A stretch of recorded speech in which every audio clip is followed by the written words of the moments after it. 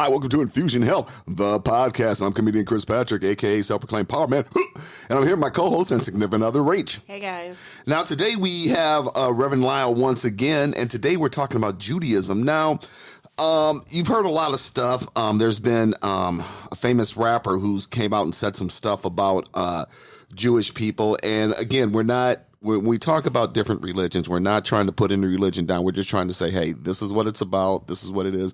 And if you have any questions or any concerns and you want to be on the show and talk about whatever religion we're talking about and bring some insight to us, you are definitely welcome. We sending out an open invitation. Now, today, like I said, we got Reverend Lyle. We're going to talk about Judaism, the history of Judaism, like some of the famous Jews like Moses and stuff like that. And we're also going to talk about, there's a lot of dark-skinned that are African-American Jews too, are African Jews who came from Israel. Well, Reverend Lyle, welcome to the show. Thank you so much. Yep. So today we're going to talk about Judaism. Now, Judaism is a derivative of Catholicism. One of the famous Jews was definitely Jesus. Mm-hmm. Yeah. So actually, Judaism started, quite a few thousand years ago. Actually, and Rach, you know this as well, that Abram and Sarai were called out. They were actually Akkadian, and they were traveling. And what happened was they finally got to the area that Israel is now. And Abram started to help Melchizedek in this war in Jerusalem, and Melchizedek was the priest of Salem, which means peace in Hebrew. And Melchizedek awarded him some of the favors of war, the winnings of the war. And he said, because you have fought and helped us, you are now not going to be Abram, but Abraham. Abraham, okay. And Sarai is going to be Sarah. So there's that H in there. Okay, so maybe I'm jumping ahead. Wasn't it Sarah couldn't get pregnant or something? Yeah. So she could not get pregnant. And Melchizedek had said, Abram, now Abraham, you are going to be the father of many nations, right? And so the thing is, Sarai could not get pregnant. So Abraham said, I'm going to take my slave girl, Hagar, and impregnate her. And then they had Ishmael through that. Mm-hmm. And that's what began actually was the idea of the experience of the idea of the Muslim tradition comes out of that relationship with Hagar and Ishmael. So, and then Sarah then got pregnant and then had their children. So actually through Abraham and Sarah, there were two different distinct religions that unfolded through the centuries. So you had Judaism, which out of that came Muslim? Well, actually, out of the Israelite religion, and then Hagar and her son eventually were like the it's not really the founders, but kind of the beginning of the Muslim tradition. Okay. That eventually, because they became Bedouins in the desert, and then we get into Islam, which started in 600 A.D. So it's a little complicated, but it's like one family. Like modern day families, really. Yeah. So where did Muhammad come in as far as the Muslim religion? 600 A.D. Okay. Yeah, but they were pretty much so Hagar's descendants really, and Ishmael's descendants really were Bedouins. They were like animistic polytheism. So they had many different gods in their cultures, their tribal culture. So, and then Muhammad heard this voice. And this voice, he later realized, was the angel, I just blanked, Gabriel. There you go, Gabriel. So, but as far as Judaism, Abraham and Sarah had two children, right? And so they then started that, and it's a wonderful history. And as we start talking about it, we'll get to know some of it. Okay, I don't mean to come up that far, but the question I got is that when you look at and a friend of mine, he's a what they call a black Muslim, but the Muslims today, let's just say they're not really good friends with the Jews. Right. But why is that when it actually came from Judaism? Well, so the story goes from what I learned in school is that Hagar had been after she gave birth, Sarah was a little jealous. Yeah. Right? Sarah was quite jealous, actually. And then Sarah had children, and then Sarah said, Abraham, you favor our children and not Hagar's child. So she got kind of... I think also with Sarah, it had a lot to do with, who was the firstborn. Yeah, who was the firstborn, yeah. If we're building this new religion, looking at kings and queens and, where princely layers lie, right? Mm-hmm. Who's the firstborn? Well, it was Hagar's, and I think a lot of that jealousy came from that too. Like, he's my husband. You're basically the concubine. Right. No, my child, send her away because I want everybody who's coming and here to recognize that my son is the firstborn. Yeah, and it's not even into the kingdoms and so on, or the idea of royalty, but in those family systems, the eldest male carried on that lineage and got the inheritance.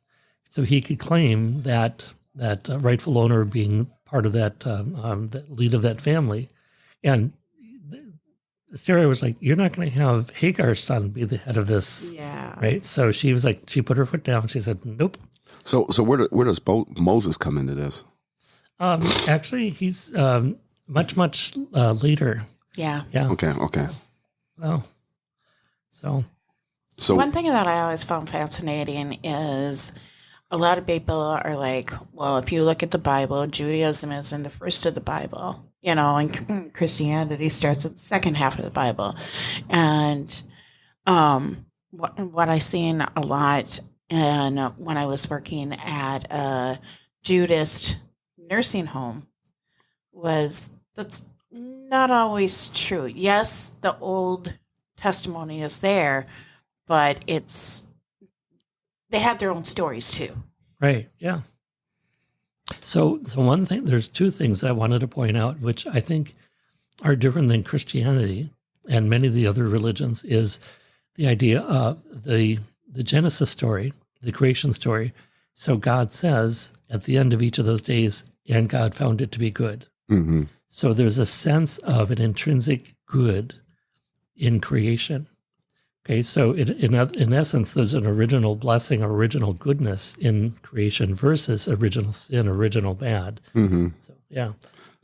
So when you got Abraham and Sarah, where does Jesus come in? Or am I still jumping ahead? You're way ahead. Yeah. Okay. You're just going to Okay. It's like 40 or so generations. Yeah, okay. Yeah. So this is BC before.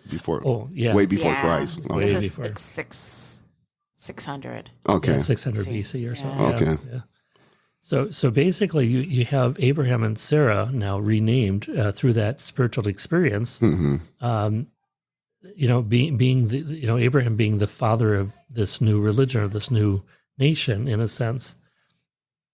And what happens is the idea is that he's being called out to be father of these nations. So Melchizedek had prophesied this. And so what starts to happen is through that experience, there's a sense of being a chosen people, being picked out of the rest of the globe and being a chosen people. And what that means is it's not out of privilege that they're chosen, it's out of responsibility. So there's this idea of covenant with regards to Abraham and his followers, his clan. So that idea of covenant is there's a special relationship between God and Abraham. And so we see that in the Older Testament. So when they have that, they have kids, and then slowly and they're in Israel.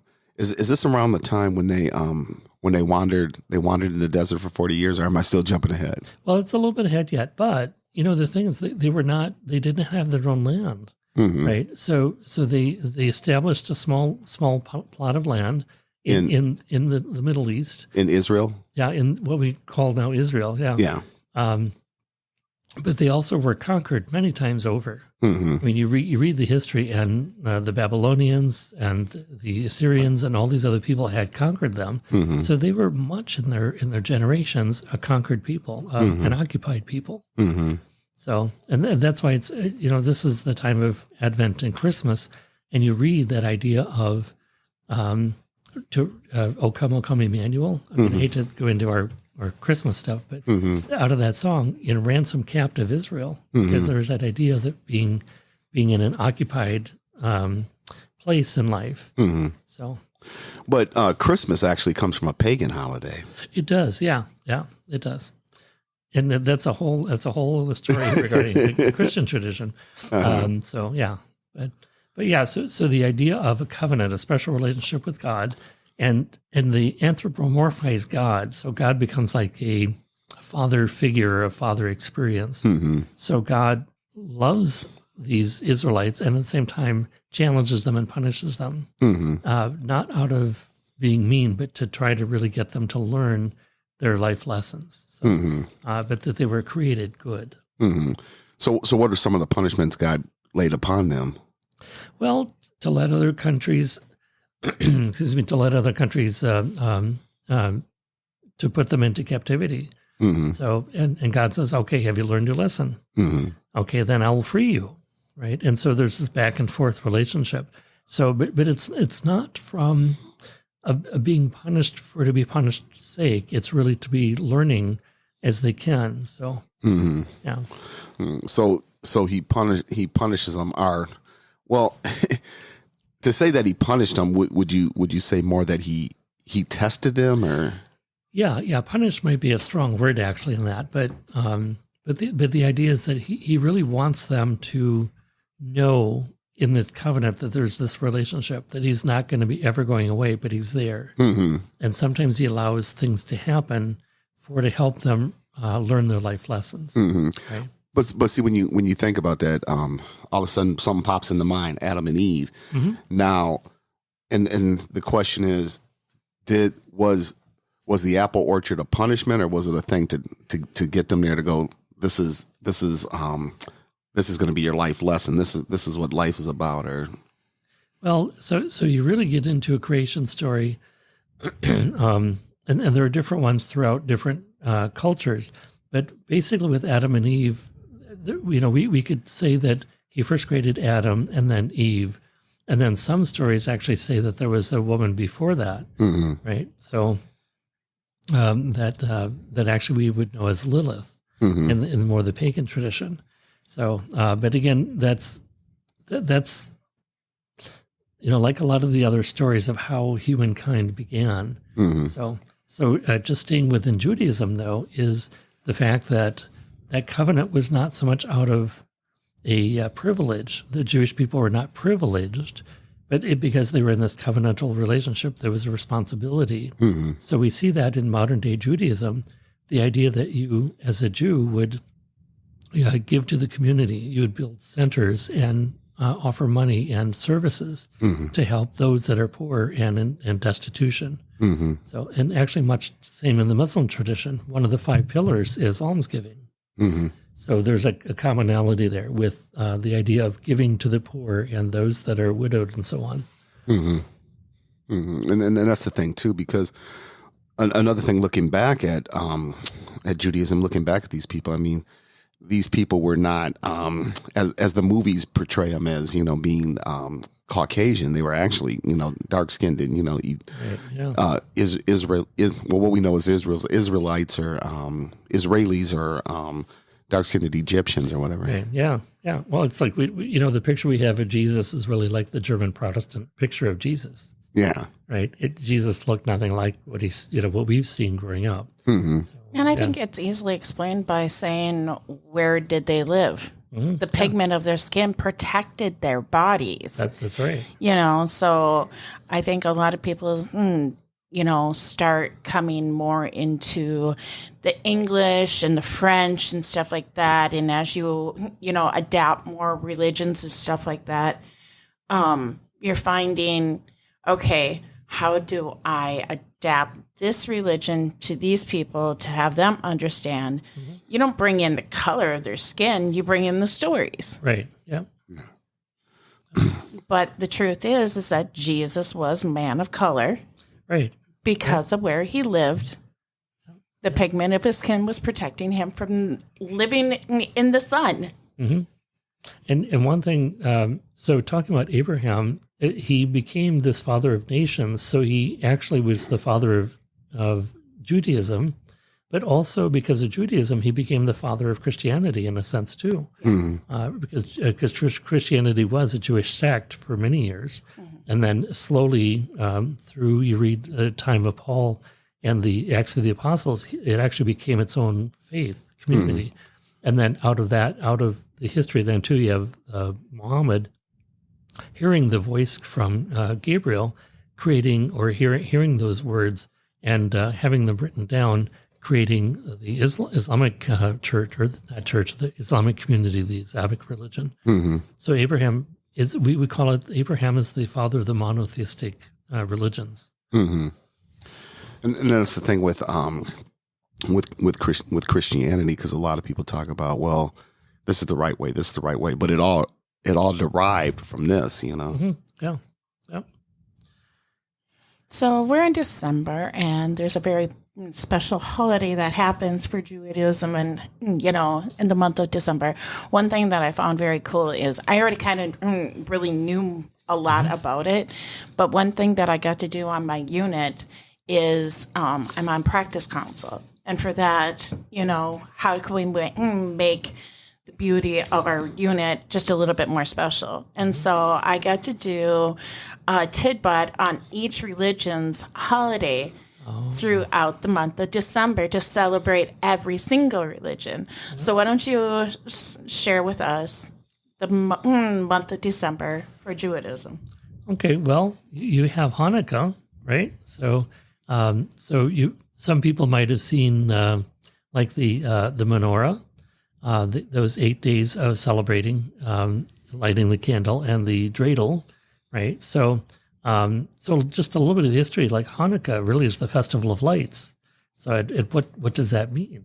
So the 8 candles out of the menorah. So back in the time, they had these little hand candles or lanterns that they put oil in a small wick. So those were your lanterns, basically, or lights. And so they had enough for like one night. So they lit it and then they prayed. The thing is, it did not go out for 8 days. So that's why they celebrate those 8 days of light, the festival of lights. So that's a little bit about Hanukkah. And it's about the darkness and celebrating the light, and the fact that God was there keeping the oil lit, the lantern lit for those 8 days. So, yeah. And it was a matter of protection God was giving them in that light. Right. Yep. Exactly. So then where maybe I'm jumping ahead again, but how do we get to Moses? So you're really wanting to get to Moses.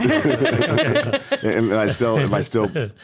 Well, it's so what happens is, so the Israelites are in captivity in Israel, or not in Egypt, and what happens is Moses, his mother did not want him to be found because she was Israelite, so she put him in a basket and put him in the water, and then the Pharaoh's, I want to say one of the servants, but actually it was, I think it was the first handmaid of the princess, wasn't it? Yeah, the first hand. Yeah, I couldn't remember which level there, but yeah, the first hand princess of. So he was picked out of the water and raised as an Egyptian, right? So he actually went up the ranks in time and had more and more responsibilities, and then he learns of his Jewish heritage, and then he suddenly has that.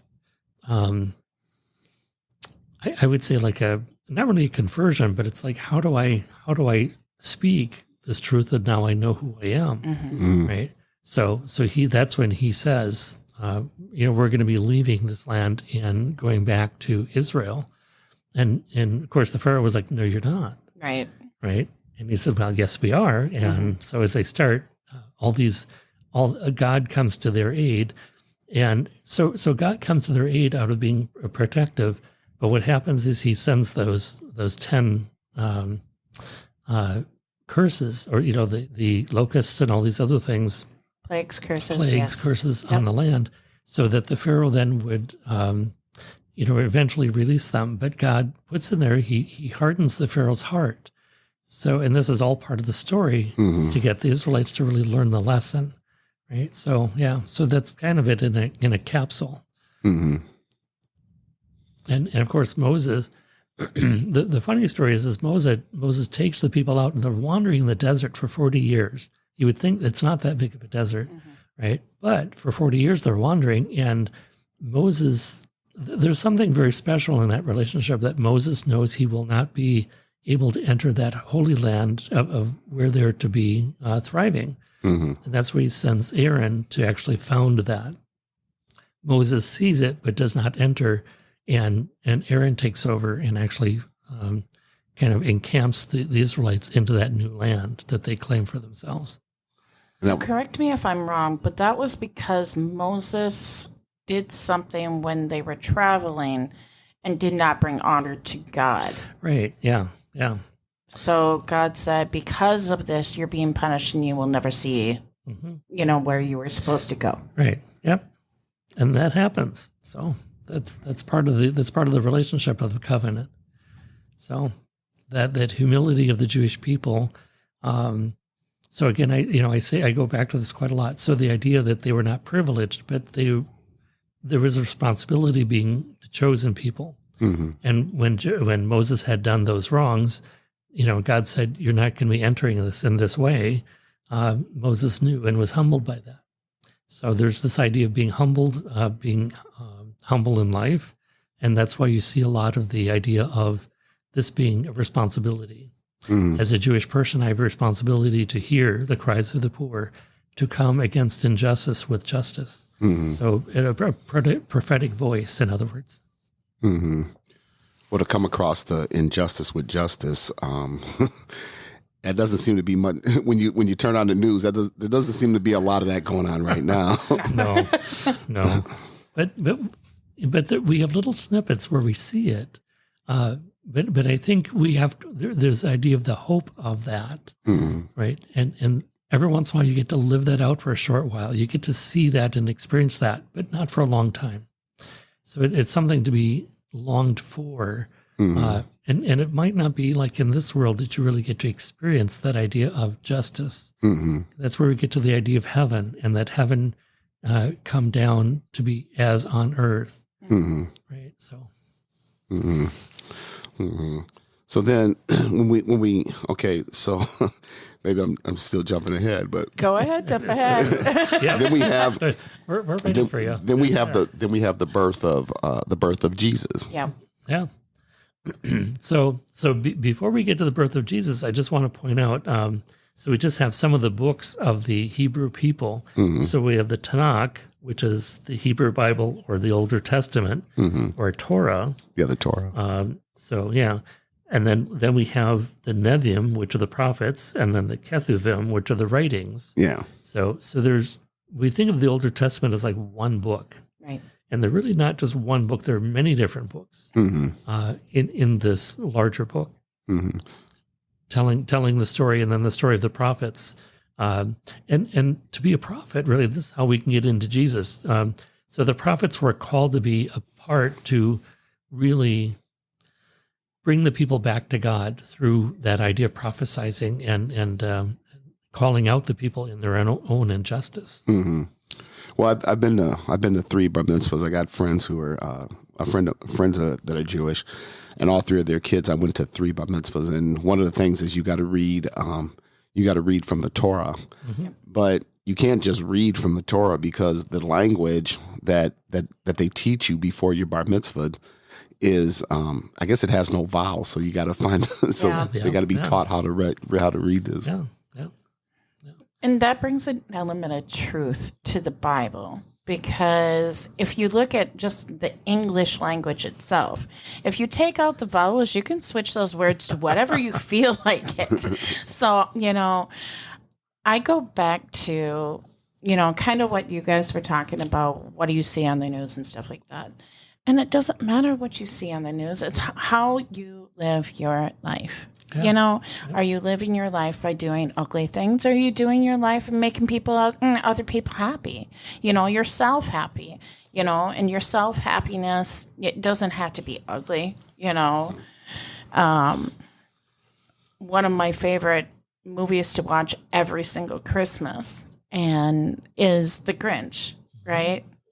And there's truth at the end of that story, right? Yeah. Of why his heart grew 3 sizes that big. And it wasn't because he was anymore seeking self-satisfaction, but in his happiness, truth for happiness, he's saying, that everybody, I can bring happiness to this person. I can bring happiness to this person. They can bring happiness to me. And I'm glad you brought up that the story of the Grinch. So thank you for that. So why did his heart grow 3 times larger? Right? In numerology, 3 is a spiritual number. Mm-hmm. So you can read into that or interpret that maybe that his heart growing 3 times larger is a spiritual experience. And where he sees that, and this also, it comes from the Judaic tradition too, is, who is my neighbor?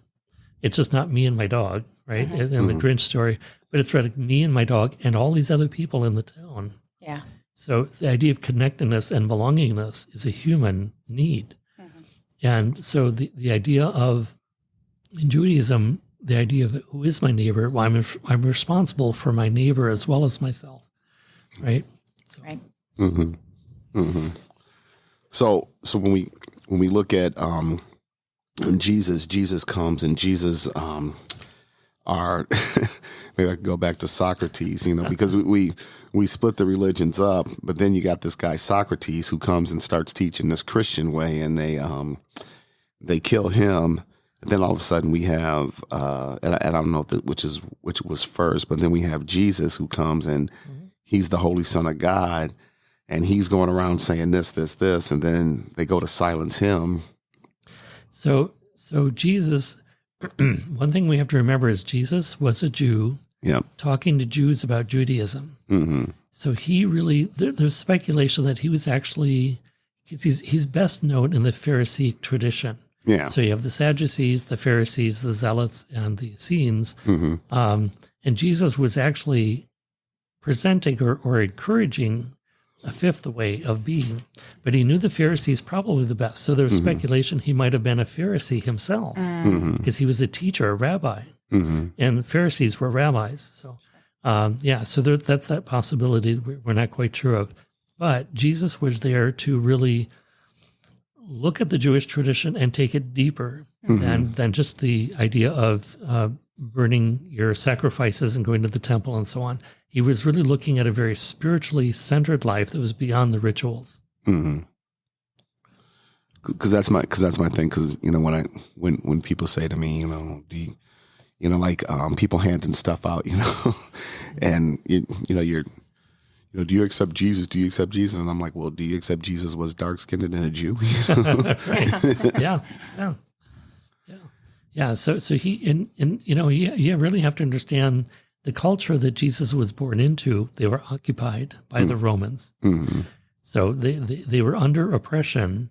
So a lot of us who have been oppressed or come from an oppressed history can really relate to the Jewish people because they were oppressed at that time by the Romans.